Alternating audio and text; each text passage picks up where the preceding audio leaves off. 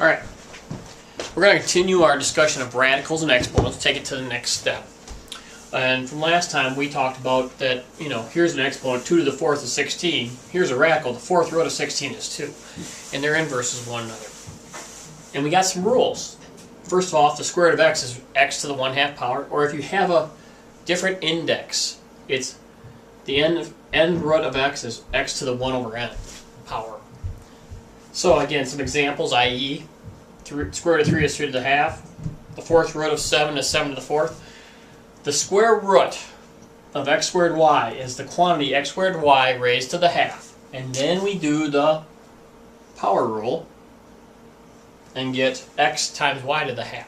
And we're going to go over that a little bit more here today. We can change any radical into an exponent.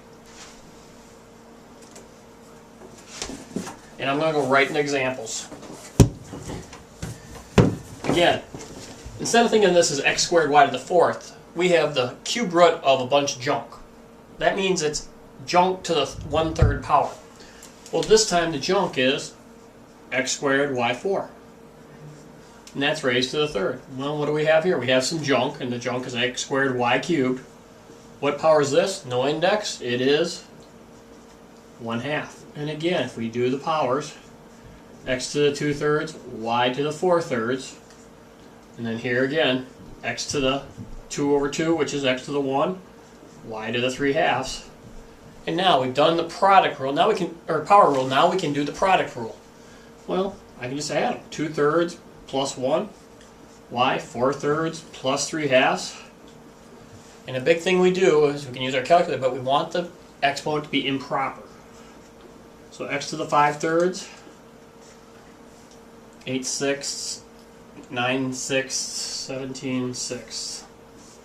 And that is simplified.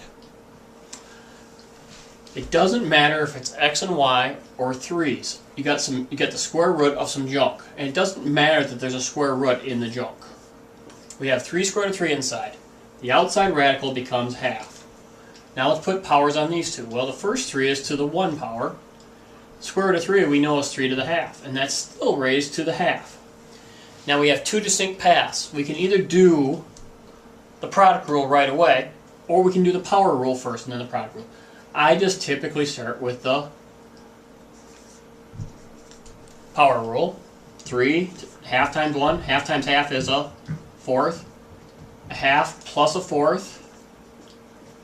And on your calculator it's going to tell you that's 3 to the 3/4.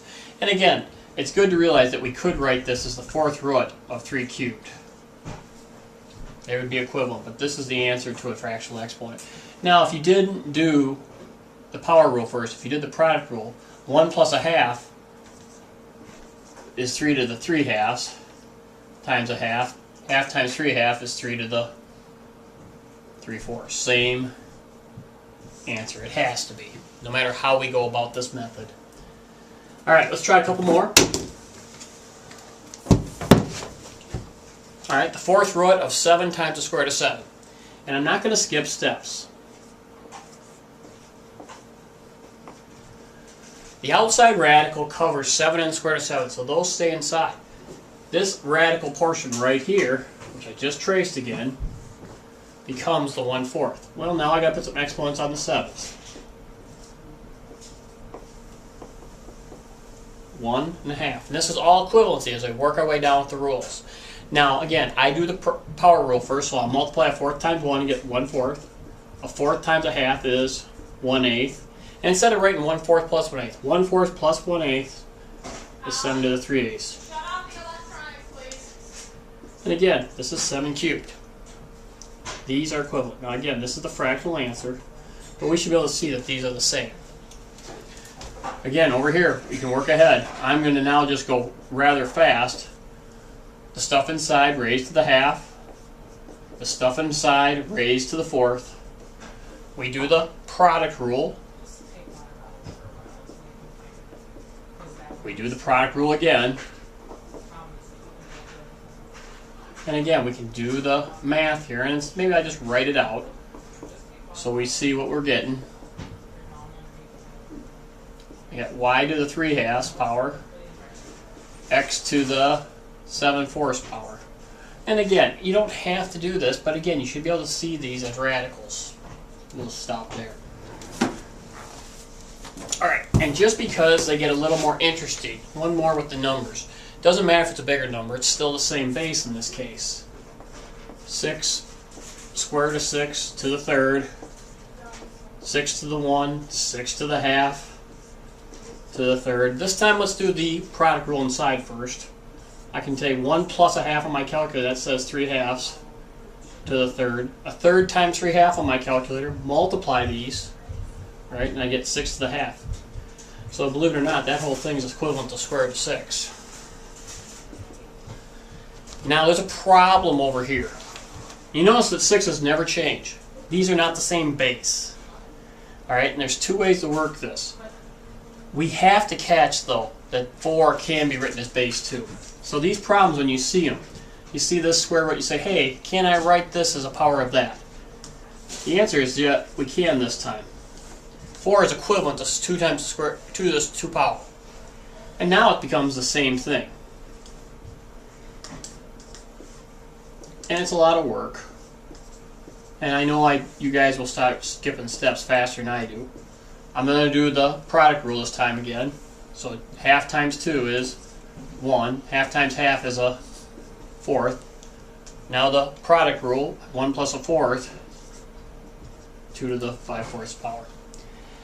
If you forget to do that, you're going to end up with 4 to the half, 2 to the half is a fourth.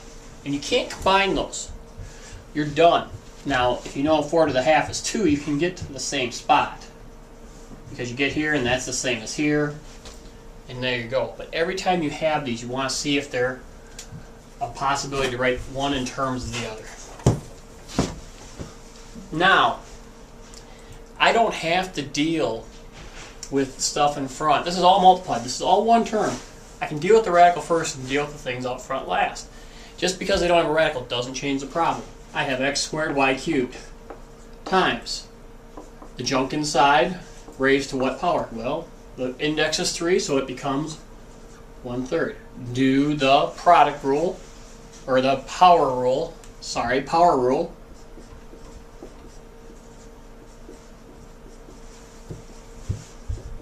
And I can add these. I get 3 plus 3 over 3 over 3 plus 1. I get y to the 4th. 2 plus 2/3 is 2 2/3. Use your calculator. Alright. So it's 6/3, 8/3. That's the answer.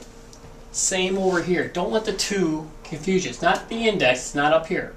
It's 2 to the 1 power. And then we have some junk. We got the 2, the cube root of 2, and that all goes to the half now when you make the outside radical a power first.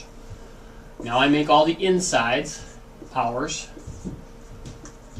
And again, I have to make a decision whether to do the product or the power. I will do the power, and I will multiply the half by each.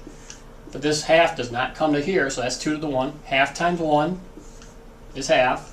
Half times a third is a sixth. Base stays the same. It's 1 plus a half plus a sixth. 6/6 plus 3/6 plus 1/6. That's 2 to the 10/6, which reduces to 2 to the 5/3 power. That's the last slide I have. Again, these take practice, and it comes down to remembering the rules.